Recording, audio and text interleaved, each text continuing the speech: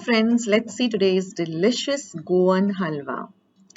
Now here I've taken 2 to 3 ripe bananas. You can even use overripe bananas, and you are going to chop them up as fine as possible.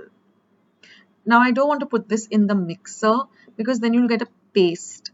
We want to actually, when we bite into this halwa, we want to, eat feel the pieces or the chunks of this banana. That's how the traditional Goan banana halwa is made. You don't make a puree of it. So just chop it up. You can use any type of bananas that you have at home which are overripe. Of course, Goa bananas are the best, but we living in Mumbai don't have access to it all the time. So now I'm going to transfer this to a bowl and set it aside.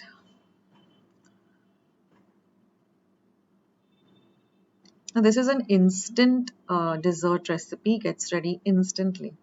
Now in addition to this, we're going to need some jaggery, which is half a cup. I've just grated it.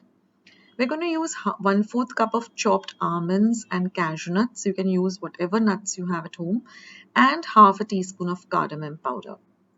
Now I'm going to take my pot or my pan and I'm going to heat it up. I'm going to add a tablespoon of clarified butter or ghee. Now always halwa is made in ghee. And then you're going to just spread it evenly. Now once the ghee is nice and hot, you're going to add your chopped up bananas. And you're going to fry this for at least a minute till you get the lovely aroma of the ghee and the bananas mixing up really well together. Now this is such a good way of using overripe bananas instead of just throwing it away. And now you're going to add the grated jaggery or jaggery. I have many recipes of overripe bananas. I'll leave the link below. Now mix this really well till the jaggery starts melting or the jaggery starts melting. You're going to, just keep on stirring it. Now since it's grated, it won't take a lot of time for it to, melt. So just keep stirring. And you can see that it almost instantly starts to melt.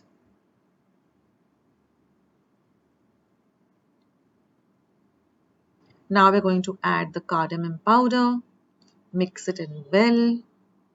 Now you can use ready-made cardamom powder. I've just taken about 4 cloves of cardamom, peel them. I don't throw the peel away. I put it into my tea when I'm making my tea, boiling my tea. And then you just, in a mortar and pestle, just make it a fine powder. And now I'm going to add these chopped nuts. So adding the chopped nuts just elevates the taste of the dish. And when you bite into it, you get this lovely crunch. And now you will see after about a minute or so that the mixture starts to thicken and starts leaving the sides of the pan. So keep stirring for a whole minute till it starts leaving the sides of the pan and everything comes together.